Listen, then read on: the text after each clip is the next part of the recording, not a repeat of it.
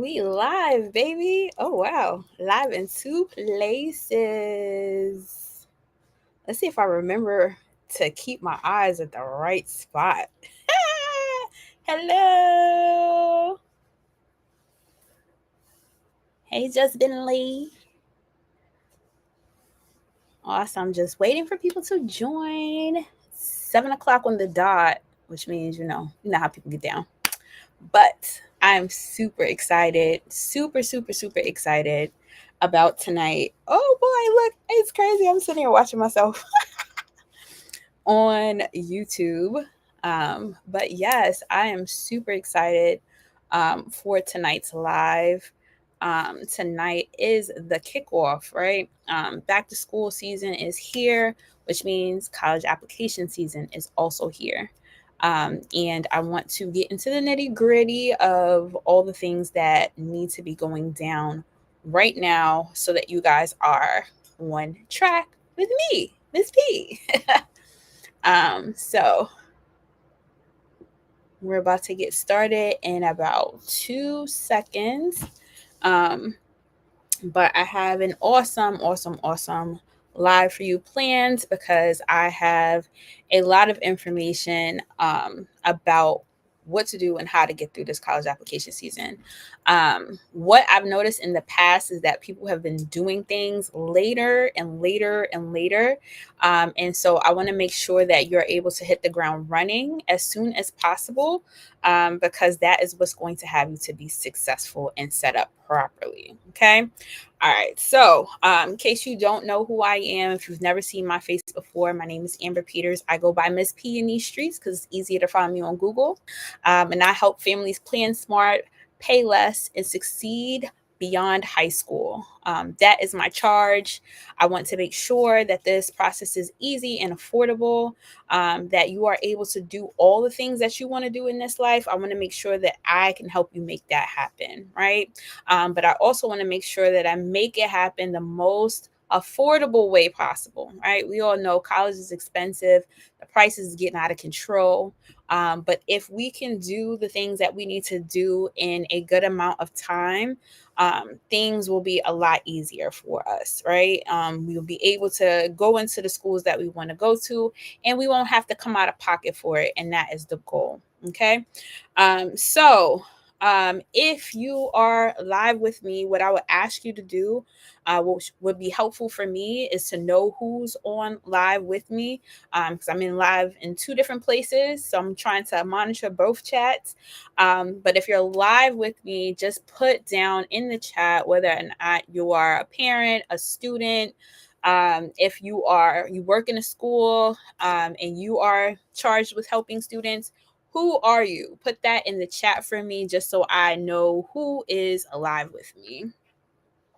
So I'm going to check the chats on both ends. Make sure I don't miss anything or anyone. So drop that in the chat for me. If you are a parent, student, senior, junior, whatever you are, put that in the chat for me just so I have an idea of who's watching. Okay. Once you do that for me, let's jump in because I'm not going to wait any longer. For those of you who are watching, if you are not a part of my group, I have a freemium group, which means it is free to join. I'm not asking for anything. If you so happen to want to buy anything from me, that is your choice. But it is a free community. I have lots of different things. All the things that I'm going to talk about today are waiting for you in that group. So I'll tell you guys about that when we get closer to the end. But that's where all my stuff is, right? And that's how I manage the crazy that is college application season. I make sure that people have what they need. Okay. So let's jump into why September is so critical, right? This is the setup month. This is the month where you make sure you have everything that you need so that you can hit the ground running come October, right? The first deadline that we have for early decision, early action is between November 1st and November 15th, right? So, and some of them go as late as December 1st, right? But the goal is before you go on break, you will have an answer, you will have a decision. And so in order to make that happen, you have to have the setup done. right? You have to have your setup done. So September is very, very important for that, because this is the time where you are going to be able to create all the documentation that you need to be able to apply to the schools that you want to apply to. Okay. Deadlines are always very sneaky, right? You think you have all the time in the world until you don't. So if you take September to really set up all of your things, the rest of the months will be so much easier for you. Okay. The other thing is that you're going to need tools to be able to manage the crazy that is college application season. I see it every year. People are literally flying by the seat of their pants, right? You need to be organized. Okay. That is the way that you are going to manage all the crazy that comes with the college application process. Remember, you're doing college applications, you're coming up with your essay, you are asking for recommendations from your recommenders, you are also applying for financial aid because, truth be told, guess what? Guess what happened? The application is back in October. October 1st is the opening date for the FAFSA, right? And so if FAFSA opens on October 1st, that means you got to be ready, right? Because all of these things are happening concurrently. So in order to be really organized, couple of things, right? You need to make sure that you have a tracking system, that you're tracking all of your applications. It is important that you understand what the deadlines are, who's asking for what, and you have it all in one place, right? You can create a spreadsheet for that. You can use your notes app for that. Some schools have programs that are set up. Like I know some schools use Score. Some schools use Naviance, right? So you're going to check in with your school. Number one, you're going to check in with your school to see what organization system they're using. You're also going to figure out what their internal deadlines are, because I'm clear that some schools are like, hey, we have a deadline, right? I know what the school said, but we have a deadline of this. You need to have these things done so that we can do other things for you, right? So if they have to write a letter on your behalf, which some counselors do have to write a letter for you, whether they know you or not, some of them have to write a letter for you. And that's outside of the recommenders that you tap on the shoulder to do your letters of recommendation. So you want to make sure that you have all the things organized. One of the things that you should have in your toolkit is definitely a brag sheet, right? You need to give the recommenders that are recommending you for anything, you need to give them a brag sheet. They know you as like a student in the class. She answers questions, right? But they can get to know the full you if they have a brag sheet present, right? And so the brag sheet is going to be something that will help you to talk yourself up, make yourself look good, right? Very, very important. So you want to make sure you have a brag sheet. You also want to make sure that you have a resume. There are some schools that require a resume. Not all of them, but many of them require a resume. So we want to make sure we have a resume on deck, right? The high school resume and a resume for work looks completely different, right? And so um, if you're using a resume, it is a high school resume. It is going to talk about the courses that you're taking. It's going to talk about your extracurriculars, right? It's going to show when you are going to graduate, if you have any honors or awards, all those things will be on that resume. Okay. Inside of my group, it is called the On Track with Ms. P community, because you're going to get on track with me, right? In the On Track with Ms. P community, there is going to be a link to a brag sheet that you can use. You can print it out or you can use it on Google, right? And so if you use any Google products, I highly recommend using Google products for the reason that it makes sure that all of your documentation stays in one place. Okay. The one thing I would hate for you to do is to be writing your essay, you're doing all of your things, and then all of a sudden something happens and everything gets wiped out, right? So I highly recommend using a Google Doc to capture whatever for your resume, for your essays and all that stuff. You want to create a drive where you can keep all those things, and all those things will live in that drive, just to make sure that you're able to have access when you need it, because you're going to need it quite a bit, especially if you're using Common App or any of those things. They're going to need you to put your Common App essay inside of there, and you want to start on a document before you go into the actual application. Cool. All right. So, any type of digital tools that you like, and everybody's going to be different, right? I know some people that are paper and pen girlies, right? Like they have a notebook that they carry around, and that's how they stay organized. But like if there is a digital tool that works for you, whether it is your notes app, right? I know on the iPhone, that notes app is really great, right? Like you can write with your Apple Pencil, you can take notes, you can type things, you can do a whole bunch of things in there, and that's going to be great for you keeping like your usernames and passwords and things like that, things that you want to remember.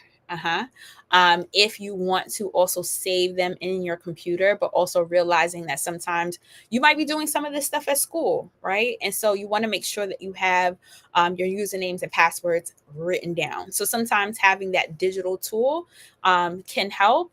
I know here in New York, and I don't know if it's like that everywhere, but I know in New York, they just canceled cell phones. They said, yeah, nobody's using a cell phone all day, right? Even at lunch, they don't even want y'all to have cell phones, which is crazy to me. That high school students are being banned from their cell phones, but whatever. That's none of my business, right? But you still want to make sure that you have a digital folder with your stuff, and you want to make sure that you have a physical folder that has all of your things as well. I recommend also using your calendar. Listen, people be having these powerful cell phones and they don't know how to use them, or they're not using them at all. Like, use the thing that your phone comes with. It comes with a calendar, right? If you're a Google girly like me, like on my iPad, I have both the iPhone, whatever, and then I have the Google Calendar, which is separate. But also, you can make them talk to each other so that whatever you put in your Google Calendar also shows up on your iPhone calendar as well. Or if you have an iPad, you can make them talk to each other so that you're not losing any information. So that's, one way to keep things together. I use Keep actually for a lot of my notes. So a lot of my notes in Google, there is something called Google Keep. I actually I think I have a short on YouTube about it, where you can literally set alarms inside of it. And the alarms end up on your calendar, which is great because then you don't have to worry about where things are, right? If I put an alarm to go off, a reminder inside of my Google Keep, it's going to show up on my calendar, and that's going to keep me accountable and on track. So, highly, highly recommend Keep. You can also use it on all the iPhone products and all the other things. You can use it there too. So, just saying. Okay. The other thing is part of your system. You have to make time. There's like, that's the long and short of it. You have to make the time. At the end of the day, the college process is a lot. A lot of times people spend the next, I want to say 4 months between now and January something. They're spending 4 months straight trying to figure out what their voice sounds like, figuring out what they want to write about. They're figuring out all of these things all at once. So it's very important that you set some time up every single week. You need to make sure that you are setting some time on the calendar. Put it on your calendar. Put it on your calendar. Pencil yourself in, right? Have some time on the calendar for you to be able to do the things you need to do for your college applications. It will make a world of a difference if you are able to put some time down and honor it, right? So, like, maybe every Saturday morning between 11 and 1, I'm working on my college applications, right? Because maybe I have other things going on. Maybe I'm in 1,001 clubs. I'm trying to manage all my activities and things like that. And that's the only time I can give up. then that will be it, right? If your school does college applications, because I know there are some schools that do college applications during school time, right? So maybe during your advisory period or things like that, you want to make sure that you make the best use of that time, that you're getting those documents together and in during the time that is allotted for you, right? But also realizing that there's other things that you're going to have to do in the interim also, because one piece of it is doing the applications, but also how you paying for school, right? How you paying for it, right? And so like you also have to set time for scholarship searches, right? Those things are just as important. I see a lot of people do applications. They do applications so they're blue in the face, and then they get accepted and everything like that, and they can't go because they don't have the money for it, right? They can't pay the bill, right? So it is equally as important as we're doing college applications that we are also coming up with a mechanism for how we are going to pay for said applications or said right, like me actually being in school. Okay, so very, very important to do that. So two things that I recommend, because I got to do a shameless plug. Listen, why not? So I have a book for students. I have a book for students that helps you to manage the crazy that is the college process. If you are a paper and pencil person, because I know everybody is not, but you know, if you are a paper and pencil person, this is a graphic organizer. There are pieces of their like stuff for you to figure out who you are and what it is that you want. There is places where you can actually add information about your right, your usernames and passwords. You want to keep the book on you, obviously, so like whenever you're in a place where maybe you can't get to your phone, you have it written down. There's a place where you can start to think about what it is that you want your recommenders to know about you with the brag sheet. There is a place where you can start figuring out what colleges should be on your list. Yeah, there's tons of stuff. You can actually write the first draft of your essay in here. You can write down any questions you have as you're going through it. If you have any accomplishments and things like that, you can write that down. And then there is a weekly to-do list that you can record things that you have to do for your college application process. You can do all that. With this book, with the parent book, though, the parent book is a little different. The parent book has actual information, because I realized that when it comes to students and parents working together, sometimes they can bump heads in the interim. And if parents are informed, right, that means that your dream is not getting crushed because they don't know, right? Because a lot of times I see that at the end of the year is like the parents they really don't understand the process, or they don't understand certain things, and because they don't, right, like they might not agree with some of the choices that you're making. So this is a way for them to get knowledgeable so that they can support you the best way possible. There's pretty much everything that they need to know in terms of how they're going to pay for it, setting up their finances to be able to support you so that you can win. So that's in the parent book. If you're on Instagram and you want these resources, all you have to do is type resources in the comment section, and you'll get a message from me with the links to both books. For the folks watching on YouTube, I will make sure that at the conclusion of this YouTube presentation, I'm going to put it inside of the description box so that you can have it there too. Awesome. So let's talk about what you need to do this September. Hey, my friend is on. Hey. So let's talk about some actions you need to be taking now in September, right? Because clearly we just talked about how September is like the main thing, right? September is the time for you to really get focused and really start to do the work. And so some things that you need to be thinking about is one, your college list, okay? So being able to do the research right now, right? Figuring out who deserves a spot on your list. I want you to think of yourself as like the NFL team like you are the team owner, right? And you are the one deciding who gets to be on your roster. I want you to go that far in your thinking, when you're thinking about who deserves a spot on your college list. Some things that I would consider, and I want you to really pay attention to what's going on around you, because a lot of times we live in la la land and we're not even thinking about all the things that are happening in the world, right? And that could influence your college choice, right? So look on their social media, check the news to see if there's anything. Let me tell you one thing that I saw. So recently, I was on TikTok the other day, and when I was on there, there was a girl who was saying, right, like she got into her school, she was so excited, but I think they had too many applicants, but they didn't want to tell anybody no, and so they brought all these students in. But guess where her room is? Guess where she's living? She is living in a jail. The jail is still functioning, y'all. She's in a jail. That is where her room is.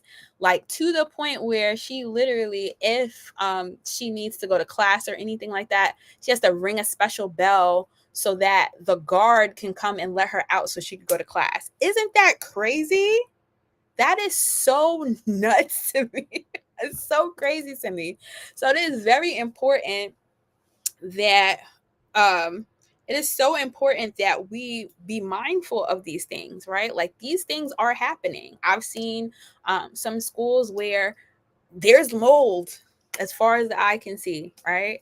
And I want you guys to like really pay attention to like where you're going to school also, right? Because as we're thinking about who deserves to be on our list, right? And I said that, who deserves to be on your list, because everybody doesn't deserve to be on your list, okay? um I want you to think about that. I want you to think about um I want you to think about who deserves a spot. Very important, right? So look at all that. Look at the news. Look at speak to students on campus. Very important. Let's talk about that for a second. Let's talk about that. Um, Talk to students, right? Admissions folks are there. Yes, Haitian sensation. Listen, let me tell you, okay? It's still crazy to me. So one thing that I recommend as you are putting your list together, one of the things you need to do, you need to put boots on the ground. You need to be at the schools. You need to be asking questions. You need to be talking to people. It is so very, very important that when you are thinking about putting your list together, that you know what the students are talking about, right? Like, you're talking to them and you're like, hey, do you like the school? What's the best part?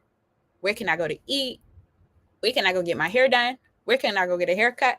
Right? Like, all those things matter, right? It doesn't feel like it matters in the grand scheme of things, but when you're living in a place for a long time, you want to make sure that you're comfortable, right? Like, you have all the comforts at home away from school, right? And so when you're thinking about your college list, those are some things that you should be thinking about. You should be thinking about if they have a major that is going to, bring you some joy, right? Something that you are going to want to study. You want to think about what the teaching styles are there. You want to think about how big the classroom sizes are. You want to think about all of these things, because at the end of the day, you are driving the boat, right? Your mom can't say nothing. The school person can't say anything. It's all about your level of comfortability. And so when you're thinking about putting any of the schools on your list, these are things to consider, right? So finalize that college list somewhere by, I want to say like October-ish. But in this moment, I want you just to ideate. I want you to check out college websites. I want you to check out, there's plenty of other websites. If you join my community for the free, by the way, you join my community, I have some links to some websites. College Scorecard. There's another one is NCES. They have a really great one too, where they'll give you more information. So I got a question. How much should a student know about their interests and wants before evaluating campus? Do they only discover it by researching specific schools, or should they have an idea before? I think they should have an idea beforehand. Now, I will say this also, young people, right?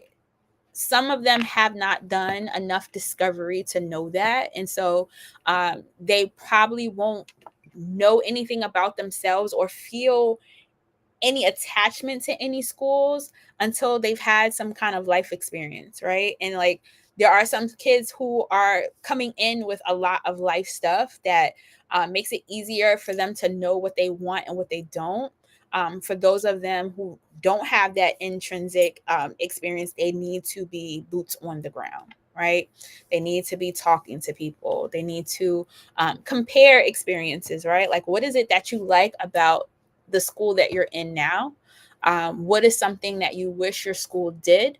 And then also looking for those things when you're on the campuses to kind of figure out what that looks like, right? Because for some of you guys don't know what you don't know yet, right? And that's okay. But it is important to make sure that you are doing that work, right? It You can't let your mama pick, you can't let your daddy pick, because you're gonna be upset, because their sensibilities and your sensibilities are two different things, right? And so it is very important that you kind of do that work on yourself. And if you haven't done the work, it's okay. Really put your boots on the ground and really think about, right, like what are the experiences I enjoy as a high school student right now. How can I be more successful as a student? What are some things that people can do or on campus or off, that will help me to have a better experience? So you want to really think about those things. I hope that answered the question. The next part is the essay. Okay, so the essay is the longest part of the process. Okay, so many things happen with that essay. I know for a lot of people, sometimes it brings up a lot of stuff, right? Stuff you may have dealt with, stuff you may not have dealt with. You may look at the paper, right? Because I also realize that, young people feel like they have to have gone through something hard and difficult in order to have a good essay. You don't, right? You don't. If you didn't have a hard life, it's okay. You don't have to have a hard life to have a good essay. You don't. Okay. So like writing the essay is I want to say it's a spiritual practice, right? Because you are getting for the first time to be able to use your voice in a way that you probably never have before, right? You are being a cheerleader for yourself as well. In the process of you creating your essay, you get to talk about yourself in the best way possible. And what they gonna say, they don't know you, right? They can't tell you, no, it's not true, right? And so they are waiting to hear authentic voices. So don't feel like you have to borrow a story, or your story has to be like, oh my God, woe is me, in order for people to pay attention and to give you a spot. That is not true. Okay. So I want you to really think about the core of you. What is it that you want these people to know? Because at the end of the day, these people are trying to get to know you. But what is the story that you want to tell? What's it called? I'm gonna put you on the spot, Daytwan. So my homie Daytwan has this thing where he's like, this is your album, right? Like this is your debut album. Your essay is your debut album.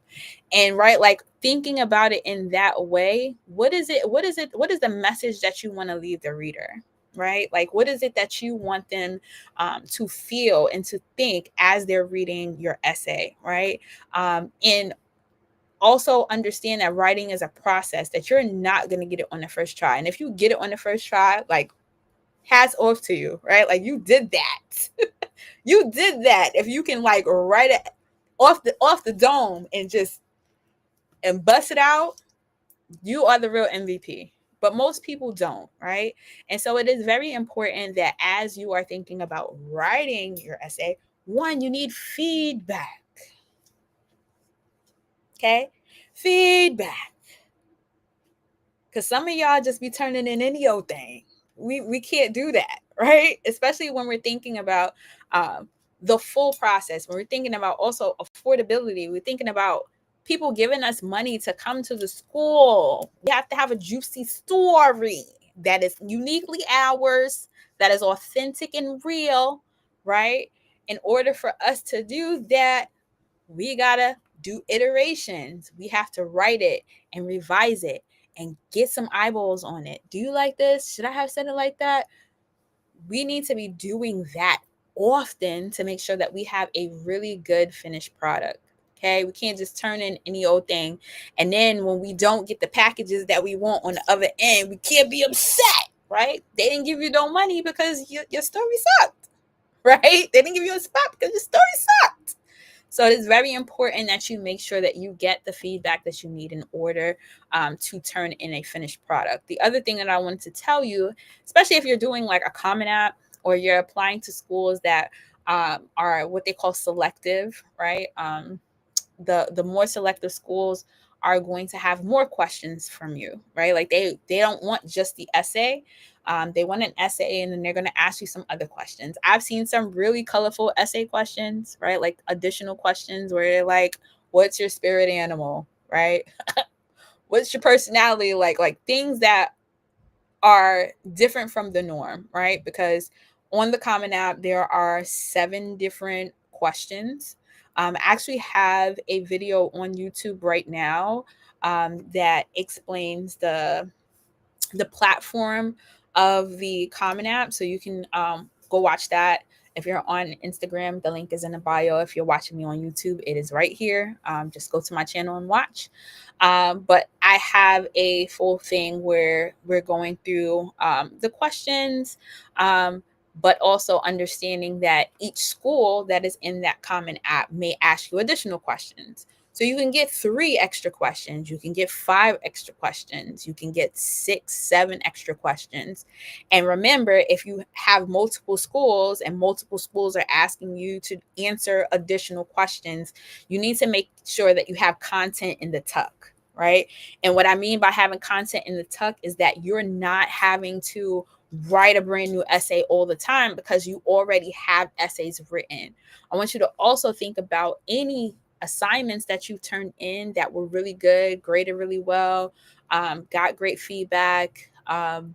You want to try to see if there's any information that you can take from any of those other assignments because you don't have to reinvent the wheel. In fact, there's a question on the Common App right now that is like, if none of these questions align with you, you can choose a question that is not here, answer it, and turn in an essay, right? And so have content in the tuck. Always be writing. Writing is such a great skill. People sleep on it. We think that AI going to write everything for us. At the end of the day, AI cannot tell me who I am, right? AI doesn't have my memories and AI doesn't have my life experience. So I need to have the content ready to go so that my essays pop and give me a spot. Cool. The other thing is to request your recommendations now. Okay. We're not waiting. We're not waiting. Okay. Some of y'all be waiting so long. And then the person you really wanted that letter of recommendation from is unavailable. Why? Because everybody wants a letter from them. I remember I was doing workshops at a school. Shout out to a New York Harbor school. And I remember I did a lesson on the brag sheet and the resume. And so the brag sheet, right? The brag sheet is the thing that you are using to give to your recommenders. This is the sheet that has some of your accomplishments. It is talking about who you are. It is giving them some juicy details to help them to write a better letter for you, right? And so when we're thinking about that, right, we have to think about the people that we want to give it to. And so I asked this class of students, hey, right, have you thought about who is going to be your recommender? Poor John. I don't know who John was. One of the teachers on staff. Poor John. every single person, and I went around, like kind of like snaked around and asked each individual student, right? Just so that people can get ideas of like who they can ask. And every single person said John. And I was like, I don't know who John is, but God bless his soul, because the amount of writing he is going to have to do is going to be out of this world. It's going to be out of this world, right? It was at least 30 kids in that class. 30 kids wanted John in that one class. Now, period 2, 3, 4, John had some people stray away and pick somebody else, but for the most part, a lot of them had the same person that they wanted a recommendation from. So if that's the case, right? You have to really diversify who you have writing your letters of recommendation. You also want to make sure you pick somebody who knows you well, okay, right? Because sometimes these people, everybody, humans are fallible, and some people be writing some BS.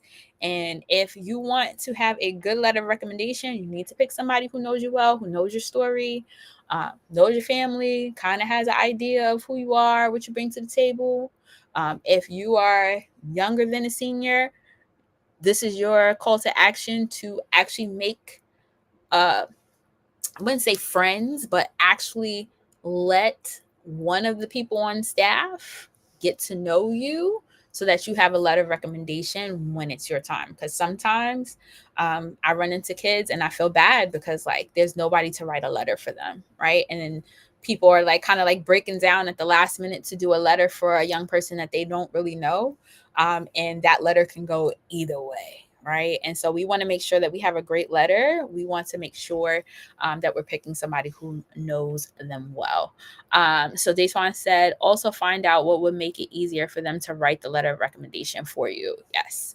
I always tell them, give them the content, right? Give them the content. You give them your brag sheet, that's your content right there, right? They'll have lots of content to pull from. They'll have their own experience, and then they'll have yours, and you'll have a better letter for it. Awesome. So the other thing is FAFSA is coming.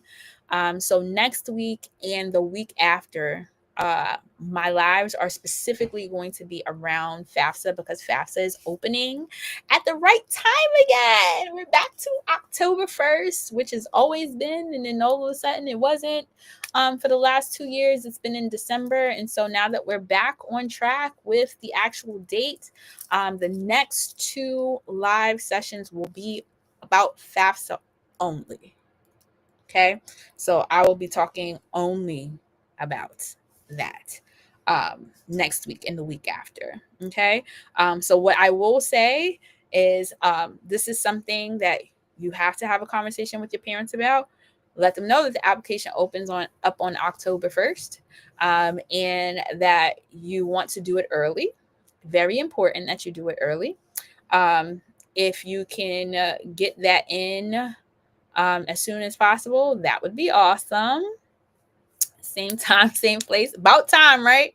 Yeah, same time, same place. October 1st will be the opening day. And so you're wanting to get your financial documents as well. So like I said, the college application process has so many moving parts. You have not only college applications to think about, but also the mechanism by which you are going to pay for it. If you're doing early action, early decision, they're going to want this done. If you're going to more selective schools, there's something called the CSS profile. That's a whole different financial aid form that is hosted by College Board. It is $25.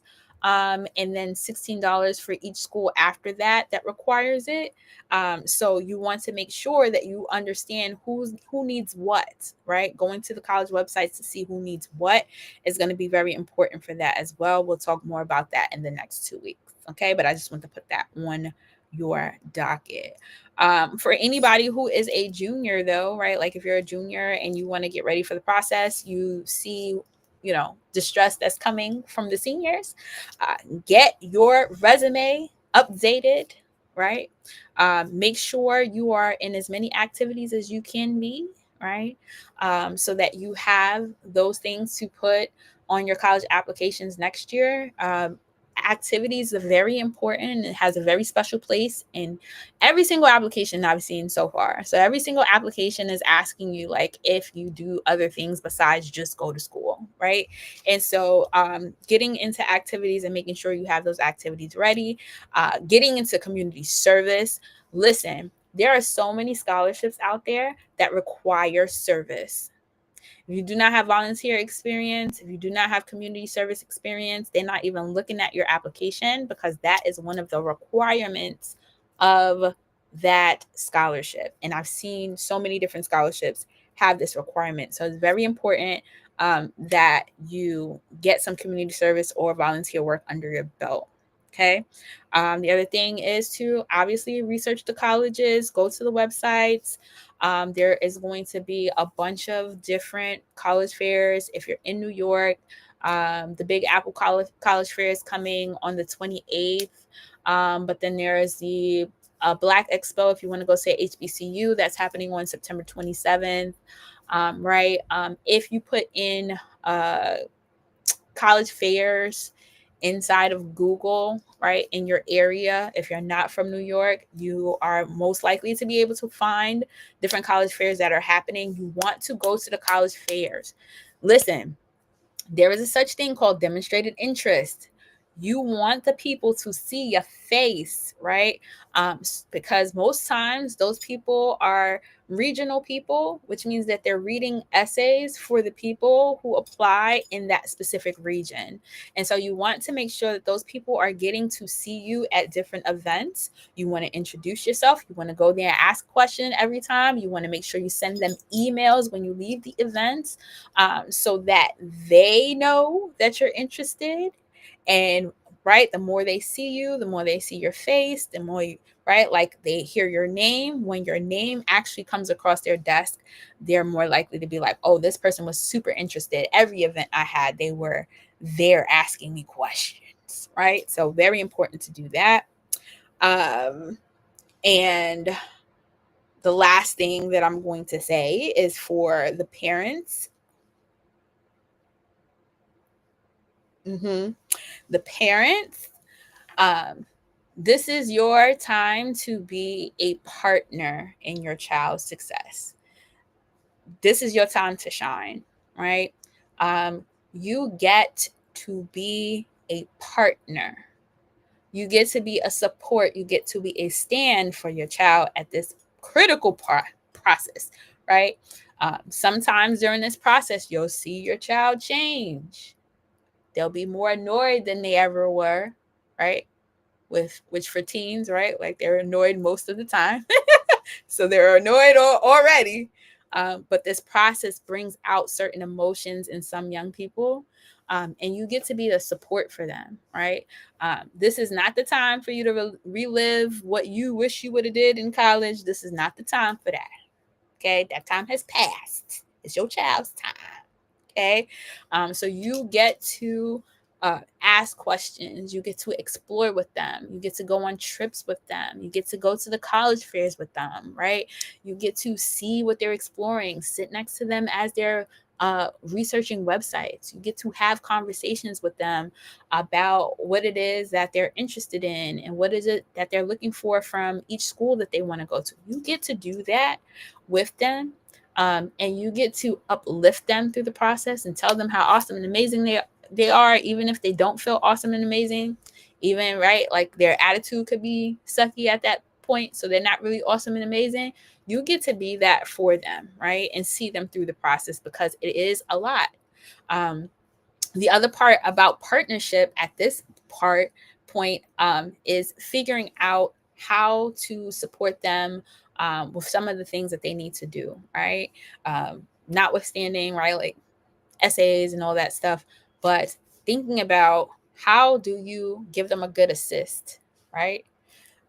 You got applications going on and you writing essays and you doing this. How about I help you search for scholarships? How about I help you, right? Like I go with you to open houses and blah, blah, blah, right? Like you get to do that so that a weight is kind of lifted off of them. And the more weight that is lifted off of them, that means they can get through the process successfully. That means, right, like they don't have a ton of weight on their shoulders. It is very important that you allow them the space, right, to be able to do the things that they need to do by creating the space for them, right? Having those conversations also is very important. I need y'all to be on the same page. And sometimes I meet parents and y'all, this one want this and this one want that. Y'all got to figure out how to come to the middle. Okay. A lot of the times that I do this work and I do this work with families, I find that sometimes you do need a middleman, right? I could be that middleman, just saying, right? But right, like sometimes you do need a middleman because maybe you guys don't communicate effectively to each other, right? Very important, even if it ain't me, find somebody, a therapist, somebody to get in the middle, so that you can hear each other and hear concerns on both sides, so that you guys can make the right decision for yourselves. The other thing is to start financially planning. Okay. I got a lot of calls this summer, as I do every summer. Miss B, fix it. I can't. You broke. There's nothing more that can be said, right? And so this is the time where we figure out what our finances look like, what's possible, what's not possible, so that nobody gets, right, too far out in the weeds. Because I see it all the time where families are like, you want to give the desires of you want to give them the desires of their heart. You want to, but your pocket is like, nah, bro, I ain't got it, right? So it is very important that as you're thinking about the process, you're really thinking about how to financially set yourself up to win, so that you are able to grant the desires of your child's heart. But also, your child also needs to be doing the work to make sure that they can secure bags, right? Scholarship money is out there. It's plentiful. But if they're not doing the work on their end, right, you guys can't meet in the middle, right? And so I want you guys to be able to see the big picture. Also realizing that so many things have changed over the course of this year. Jesus Christ, right? So many different things have changed. And I'm sure you see and feel what's going on. Our government is different. Department of Education is in shambles. There's a lot of things going on. There are some schools who might end up charging more, right? And so because they're trying to recoup anything that they may lose from the federal government, there's so many different moving parts that we really need to have our pockets ready. And I don't think it's a conversation that is had enough, because people are still picking schools where they're going to have to steal from Peter to pay Paul. It is what it is, right? At this point, if we don't get grounded and we don't get our finances in order, there is nothing that is going to be possible, right? At the end of the day, realize that schools are businesses, colleges are businesses, and they can decide to put you out. They don't have to keep you for a full semester. They don't have to keep you for the year, right? And so if we don't have our finances right, it is going to be very difficult for us to pay for the experiences that we want to have. Okay. Which means that we might having to, take a gap year, or going to a school that we don't really want to go to. If you want to have the experience that you want to have, you need to plan with foresight. It is what it is. Okay. So, we are at the end of this presentation. I am most likely going to leave the longer version up on YouTube. And I'm also going to put a link inside of my community. It is free, by the way. A lot of y'all need support. Let's keep it a buck. All right. A lot of y'all need support. I'm here to give it to you. Inside of the community, there are lots of different things I have a brag sheet ready for you guys to go. I do have a planning bingo that you can print out and use. I have a checklist for parents so that you guys also know what you need to do to move forward and to move the plans forward. And there's some more things coming because I'm working on a product that will be ready very soon that's going to walk you through how you're going to pay for this thing. Okay, it's called the College Money Toolkit and it's coming soon. And I'll have a bunch of different things for the free inside of the community as well. Absolutely, Haitian sensation. I am here. The only reason why I exist, and I tell this story openly. I am a first generation college graduate. Gotta say that. Gotta put some spec on my name. Graduate. And me and my mom struggled. We legit did. And this is like, I'm not gonna say before the internet. The internet was little. It made noise. You couldn't be on the phone and use the internet at the same time. It was a lot going on back then, right? And so the reason why I do what I do is because everything I create is like everything my mom could have used, right? I wanted to go to an HBCU. I wanted to go to Fayetteville State in North Carolina. It was final answer, final choice. And it wasn't until we had those conversations where I learned that we didn't have the money to pay for it, right? And so I made a decision to stay here and go to CUNY. But is it what I wanted? No. The experience I wanted was I wanted to go away, but I didn't understand the full spectrum of all the things that go into making a college decision, right? Which part of it is money and having it or not having it, right? And not having it does shift your choices a lot, right? Um, I think for me, I was able to let go because I realized that, I wanted to make sure that neither one of us had hardship going forward. Although I know there are a lot of people who are like, listen, the experience is the experience. But as things are shifting, our job market is changing, right? The cost of college is changing, the cost of food, right? Like being able to just afford basic necessities. We really need to think differently about how we go about college, how we go about paying for it. And so in the work that I do, a lot of the work that I do is based on, right, my own experience and trying to help other people not have to make the hard decisions of choosing some place that they don't really want to go, right? But also helping people to see that it's okay if the choice that you wanted didn't happen, right? So two things happening at the same time. But the community is the space where I wanted families to be able to connect with me, right? To let me know what's going on. I want to be a part of the journey. I want to be a part of your wins. I want to be able to support you in the best way that I know how. And so the On Track with Miss P community is open. It is live. All that stuff will be here. But yeah, if you want to get all of my goodies, everything is inside of there. There's a few things on the link in my bio on my Instagram, a few things that exist on the YouTube world. But for the most part, if you want any of my tools and things like that, it is inside of the community. And also for people who join the community, you do get discounts on all my products and services because you are a part of the fam. So yeah, I would join if I was you, for sure and for show. But yeah, so what happens next after this? We will be coming back here next Wednesday at 7 p.m.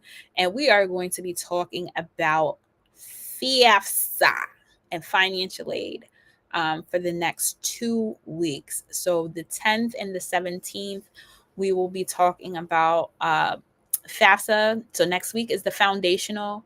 I just need you to understand what the heck you're like, what you're getting into, why you're doing the application, what you stand to get from doing the application. You're going to be able to get that information next week. The week after that, we are going to start doing things, right? We are going to start getting FAFSA ready. And so there are some tasks that I have for you guys to do before the opening of the FAFSA form. And then on our last week, the last week will just be Q&A. So I'm going to be monitoring the chats and, monitoring questions people send in. And on that day, I will just be answering questions. So whatever questions that you have, I will be there live to answer all of your questions about financial aid, how you gonna pay for it, blah blah blah, all the things. We're gonna talk about that on the last week. Okay.